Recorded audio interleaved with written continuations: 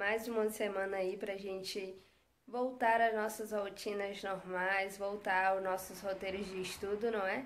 Tivemos aí a segunda e a terça para o nosso descanso e agora com as nossas energias repostas, vamos retomar de onde paramos. As nossas aulas anteriores, nós temos começado aí a entender um pouquinho mais sobre o nosso planeta.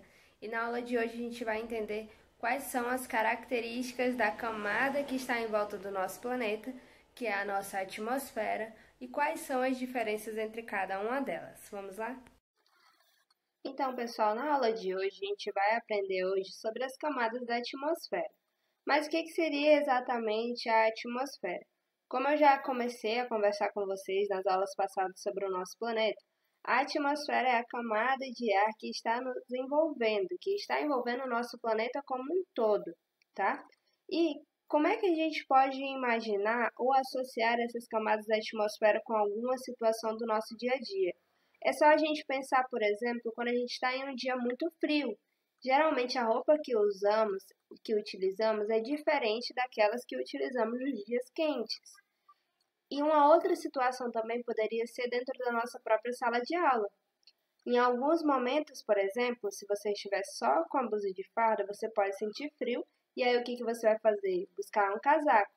Então, quando uma pessoa está com frio, geralmente ela coloca um casaco por cima de um casaco ou por cima de uma blusa, enfim, várias camadas. Da mesma forma funciona o nosso planeta. Em volta dele, existem várias camadas, como se tivesse uma sobreposta à outra, tá? E nós vamos começar a entender agora qual que é a característica de cada uma dessas camadas e o que seria essa sobreposição aí das camadas. Como eu já comecei a definir para vocês, a atmosfera nada mais é do que a camada de ar que está nos envolvendo e que, apesar de parecer ser uma camada bem fina e ser uma única camada, a verdade é que nós temos 5 camadas presentes na nossa atmosfera. Nós temos a troposfera, estratosfera, mesosfera, termosfera e, por último, a exosfera. Nós vamos entender agora quais são as características de cada uma dessas camadas. Na troposfera é a camada da vida. Como assim a camada da vida se é a camada mais baixa? Pensar. Troposfera é a camada mais próxima da gente. Então, a troposfera é a camada em que a gente vive. Ela começa no solo e pode alcançar até 18 quilômetros de altura, tá? E o que acontece na troposfera? Na troposfera podem acontecer alguns fenômenos. Que fenômenos seriam esses? O vento, chuva, a neve, neblina, tempestades e até mesmo furacões. Nessa camada, a gente tem grande quantidade de oxigênio e de vapor d'água. E a cada 1000 metros que subimos, a temperatura da atmosfera diminui aproximadamente 6 graus. Então, a gente não pode esquecer. Se perguntar para vocês qual a camada da atmosfera que estamos localizados, é a troposfera, porque nela que a gente tem uma quantidade maior de gases necessários para a nossa existência. Já a segunda camada é a estratosfera. A estratosfera ela começa quando a troposfera termina. Quais que são as características da estratosfera? Lá, o oxigênio já começa a ser numa quantidade muito baixa, por isso que a gente fala que o oxigênio nessa camada ele é rarefeito, ou seja, presente em baixa quantidade. Eu poderia ter dificuldade de respirar nessa camada, tá? É uma camada onde o ar está mais seco, está mais estável, a gente não tem presença de nuvens já nessa camada e nem temos também a presença de tempestade. Então, por essa razão, os pilotos de aviões eles preferem voar nessa camada para evitar o mau tempo. Então, aí, nessa figura, vocês estão vendo um avião justamente porque um avião consegue chegar até a estratosfera. E já aproveitando que a gente está falando da estratosfera, é importante a gente saber também que é na estratosfera que a gente encontra uma camada muito especial, uma concentração de um gás muito importante, que é a concentração de ozônio. Por que ele é tão importante? Porque a gente vai ver nas próximas aulas, por exemplo, que esse gás é responsável por absorver os raios ultravioletas do Sol. Mas um pouquinho mais sobre a camada de ozônio eu vou deixar para a nossa próxima aula. Vamos nos ater hoje às características de cada uma das camadas. Então, a estratosfera é mais estável, não acontece fenômenos e é onde os aviões conseguem percorrer com a melhor facilidade, digamos assim. E já aproveitando que a gente está falando sobre avião, vocês já pararam para pensar por que as janelas dos aviões não podem ser abertas? Não? Então vamos lá entender o porquê. Os aviões, eles têm cabines totalmente especiais justamente para que fiquem fechadas, porque se um avião pode atingir até essa camada, significa que as condições que nós suportamos é diferente. Lembra que eu falei para vocês? Na troposfera, a gente consegue a quantidade de ar que a gente precisa. Já na estratosfera, a quantidade de gás oxigênio vai diminuir bastante.